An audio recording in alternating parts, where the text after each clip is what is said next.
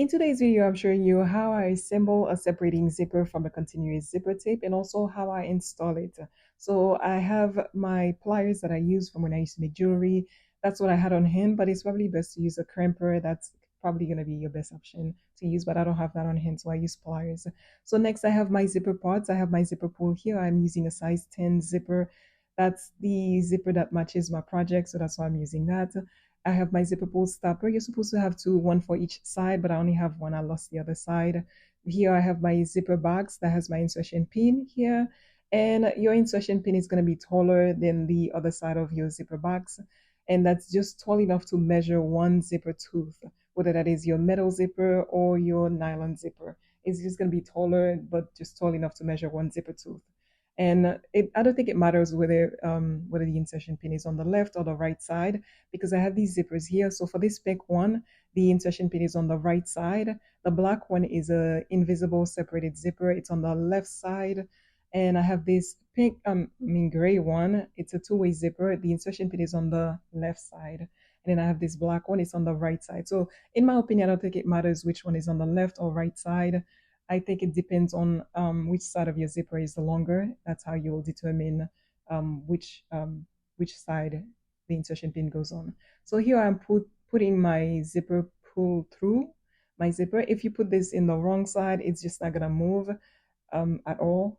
You will struggle to even try to get it to go 1 inch or even half an inch. That's how you know you have it wrong. When you put it on right, it will glide through. So here I am marking up to where I am going to start removing my zipper teeth to make space for my insertion, my zipper box and insertion pin. So I'm using my cutter here to remove my zipper teeth. This was really challenging. It was hard to do. And this is after I'm done. You can see how messy it looks. It's pretty messy. So I'm just using my scissor to clean it up a bit as best as I can for now. And with all zippers, it comes with a cord. Once you remove the teeth, there's a cord that's left, and I'm just removing that from my zipper tape. And this is what it looks like after I clean it up. And now I'm just testing to see how my zipper box will look, or my zipper base. So I'm just putting my zipper pull through again because I had removed it. I like to have my zippers together for as long as I can to work whatever I need to work on. It helps. It helps to keep everything even. So here I'm showing you the base of these zippers. There's a stiff part of the zipper. When it comes to separating zipper, there's a stiff part there. So the stiff part is your zipper and tape sealer. I don't have any on hand, and there was a seller that used to sell it on AliExpress. That's the only place I used to find it at. I used to see it at. I never bought it, but the link doesn't work. The only other seller I saw is selling it is on Amazon, and that person is still selling it from China because of the shipping date. That's how I can tell. So I will link that below just in case you're interested in it, in purchasing it. I will likely purchase it just because it's cool to have on hand. But for now, I'm using my fusible interfacing because that's the best thing I could think. Apart from doing a bunch of stitches over the zipper tape, I feel like fusible interfacing is my best option here. So I'm just putting my zipper box and insertion pin over to mark where I need to cut on my interfacing here. That's what I'm doing here.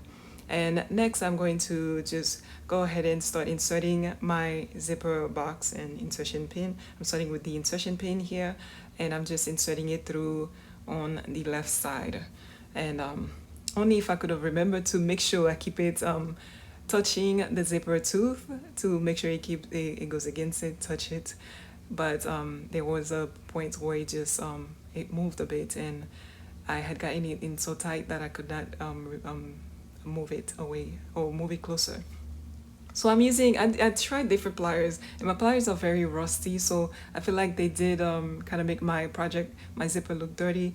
But it took a while for me to figure out what should I use for this. I do think that maybe glue would have worked, but this is metal, so I'm not really sure. I ended up having to use my cutter. That's what really made a difference for me, but it did damage my zipper. So I'm showing you here what I think manufacturers use. You can see the holes in the back of the zipper. I think they use a tool to pierce through and make sure the part of the metal goes against the fabric and and it goes to the other side of the metal. That's what I see in all my zippers. So I think that's what they do. They just use a tool to keep that in place. And I don't have that, so I was just using my pliers. So I use my cutter, and you can see that it left damage on my insertion box here. That not fun, but this is not something I'm doing for somebody else, so it's fine with me. So that worked, and you cannot take it apart because it's very tight on there. So I'm satisfied enough, but because at least I had a tool that could do the job. I don't have any glue, so I would not have known what glue could do. So that's what worked out for me. So I am putting my zipper pull through because that's the it's going to go to the side of my zipper box right there, just as you see here. So now it's time to put that box in, and I'm doing the same thing I did with the insertion pin. So you can see the bottom there, it's quite open, but I don't have any plier that could actually close that because that metal is really tough. So I ended up just closing it where it's narrow, the part that's touching the zipper tooth, only if it remained that way, but it did move as well, just like the pin did.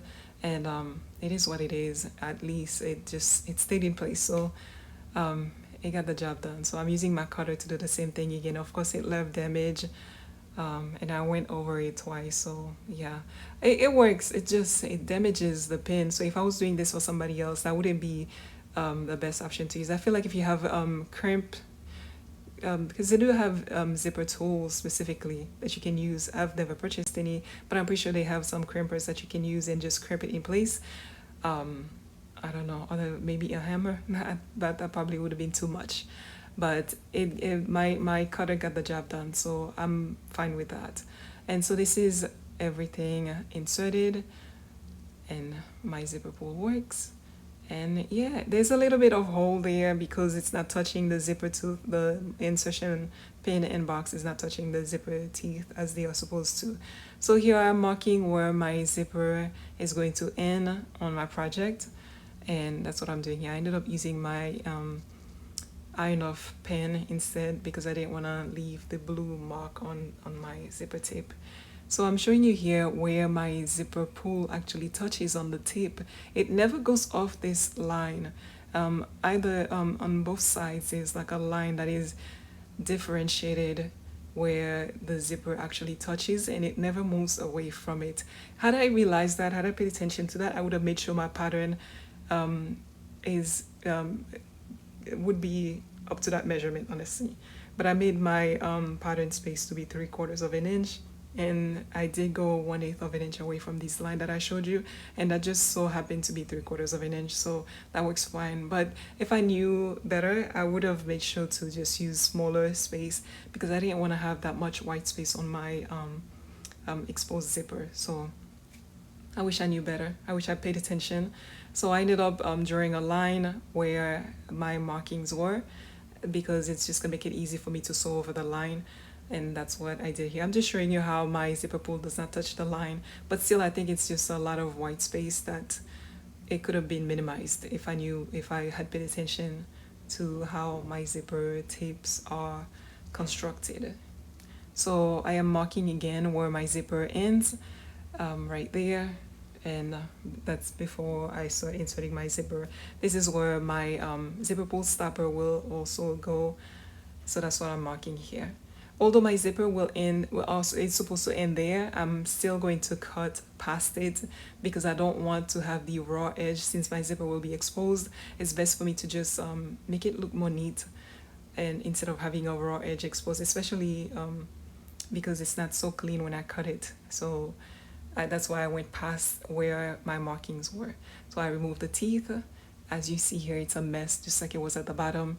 And of course, when you remove your zipper teeth, you're left with the cord from where the zipper was.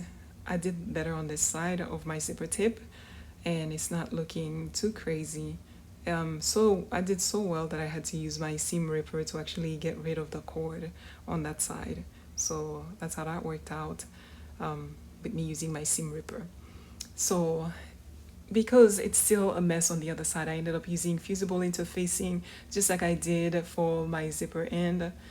I did the same thing for the top so that when I fold it, it's at least going to be neat. So That's why I ended up doing that instead of leaving it raw like this. So I'm just cutting my cord here from where the zipper teeth were attached, and that's what it's looking like. I'm going to trim it and clean it up, and then I'm going to cut out a piece of fusible interfacing, wrap it around each side, and make it look neat.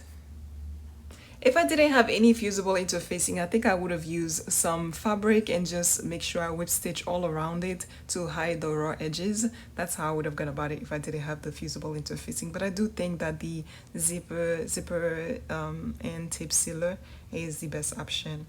And sadly, I've never found it anywhere in the US, so that's interesting.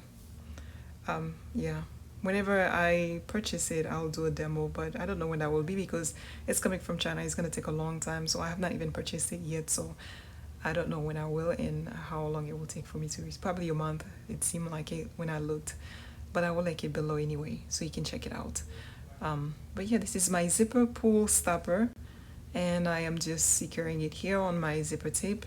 And my zipper tape does look dirty because of my pliers being rusty. I don't know how else I could have cleaned them apart from wiping them. So it is what it is. My project worked out fine, so I just left it at that. So I have my zipper pull stopper on one side only because I lost the other side, and I had a whole set, but I lost.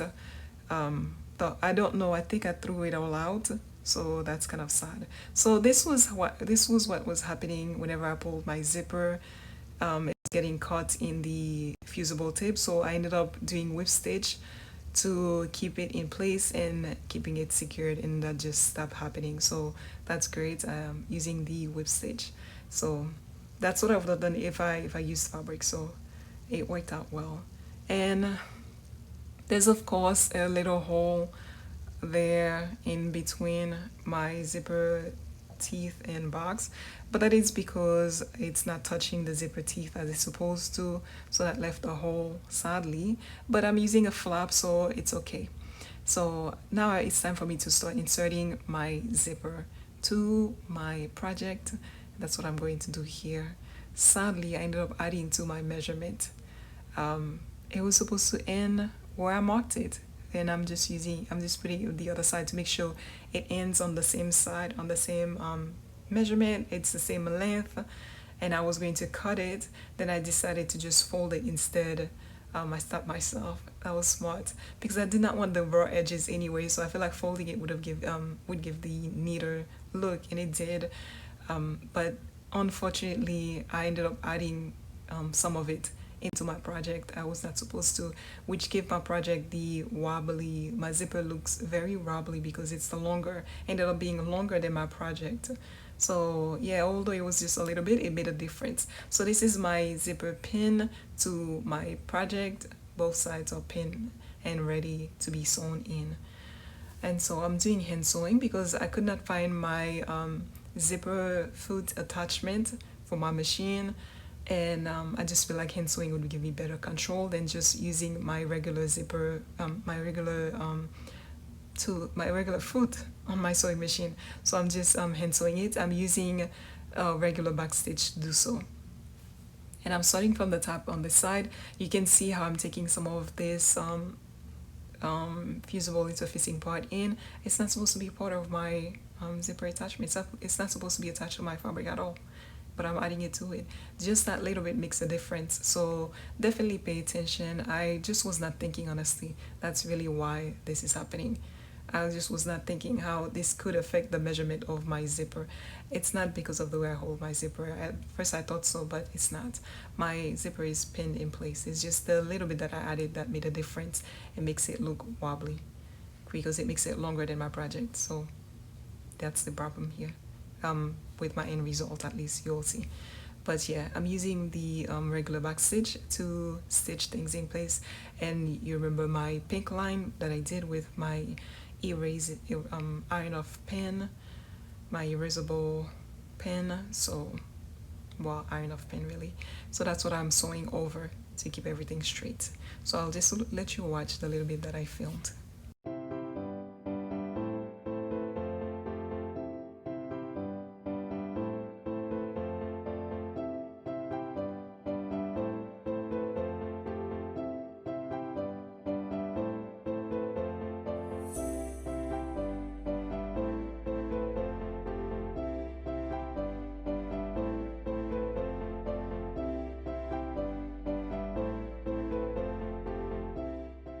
Alright, so this is what it looks like after I'm done with this side, or you know what the other side looks like when it comes to regular backstitch. Not that neat, but this is my stitch line, and this is what it looks like on the other side. You can't really see the stitches, so that's great, because I applied enough tension.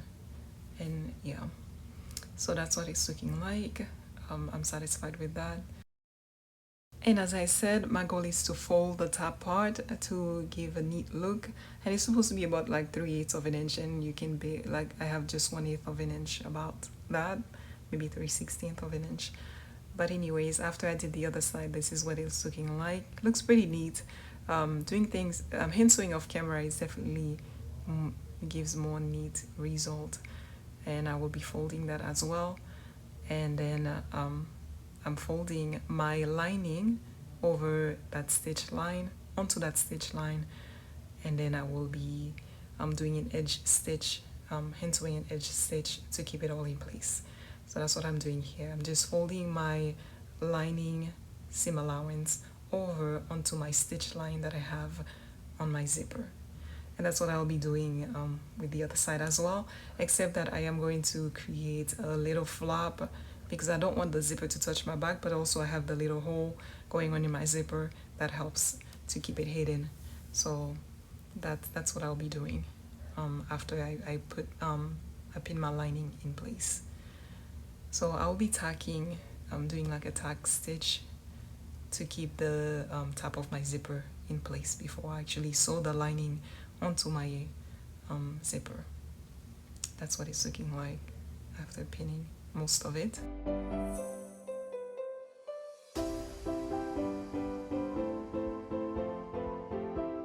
Alright, so after I was done pinning it all in place, I went ahead and used that same pattern piece that I had for my back that's attached to my zipper. I used that same piece and to create my flapper, but I cut it on the fold instead for my flapper. And I just made it like maybe like a hair shorter than the length of my pattern there, the length of my top. So that's what I have here. I did interface one side of it, and then I went ahead and sewed on at the top and bottom, and I'm just trimming the corner so that I can flip it and have like a sharp corner.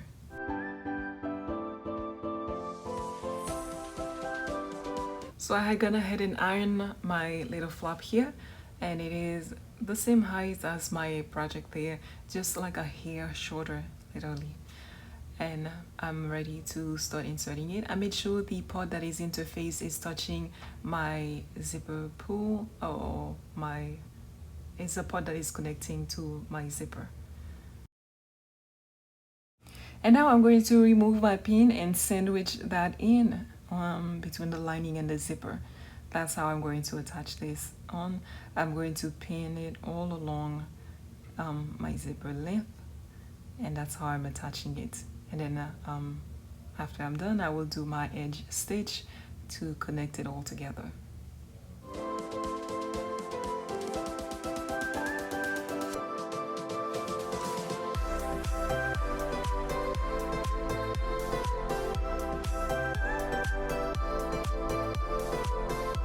After pinning everything in place, this is what it's looking like. I'm ready now to do edge stitching along to attach my lining, my flap, and my top of the zipper together. So that's what I'm doing here. I used regular backstitch to do that.